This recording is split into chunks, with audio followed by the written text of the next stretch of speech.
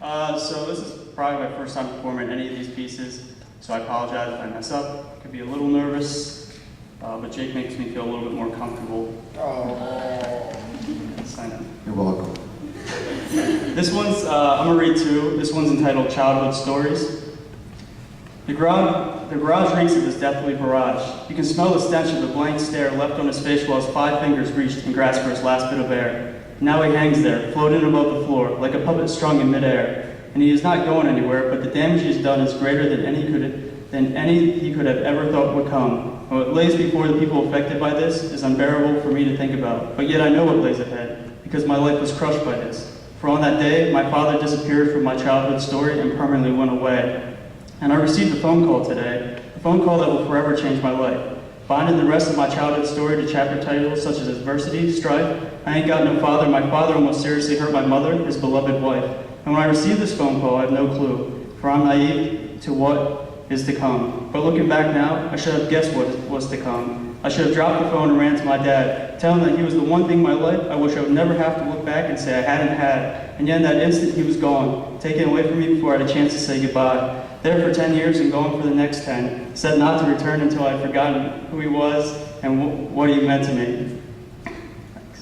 This is the path that was chosen for us to walk, leaving nothing but shattered dreams, hurt feelings, and lots of wishful talk. And what the fuck does talking do anyways? It does nothing to make the pain go away. It doesn't heal the wounds that cut me deeper and wider than the canyons running through our Midwest. And how our mind cut so deep when it took an eternity to make those canyons appear. Yet mine took less than a decade of years. And so talking doesn't do anything. All it does is force you to rehash events that you wouldn't dream during your worst nightmares. It makes you remember you had to live your worst fears. And yet talking helps. It makes me feel okay and realize that you survived those dark and wintry years without a father to protect you by holding you near. But the talk only does so much, as it cannot stitch the gashes that they caused to happen, and will always in my heart be seared. For the day he stepped off that chair, he decided the fate of the rest of my childhood years. And now his name will always be etched and intrinsically tied there.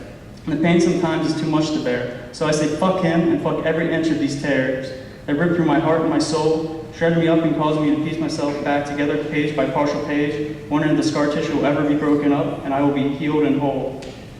And so you fast forward a few years where you find a boy who is trying to figure out how to be a man from a man who has no recollection of what it means to be a man. And in that instant, the boy is pinned to the couch.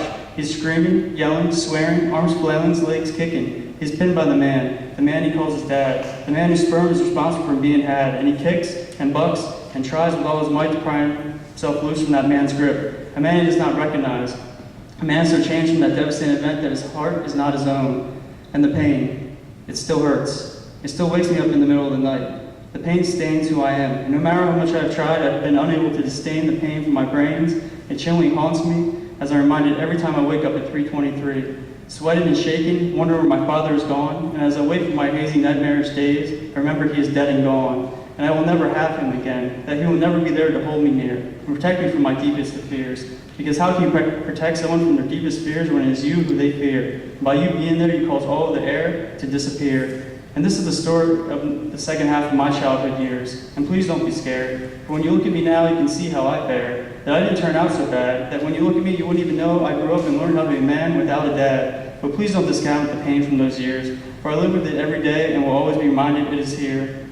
And please do not get me wrong. I'm not angry over what he did to us. I'm devastated over the way my father handled us. And with each passing day, the pain and hurt dwindles away. And I can assure you now that my father came back to us with every intention to stay, but that does not mean all the pain merely melts away. Those years were not a blizzard, dumping feet upon feet of snow, just waiting to be melted upon the first ray from the sun's warming glow. How's your arm doing? It's really tired. Good. Can we hold it up a little bit?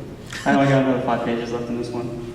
I'm just kidding. No, my snow will be thawed, but it will take a lifetime for it to dissolve. Funny how an instant in life, one choice, one action can cause enough pain that for a lifetime will be felt.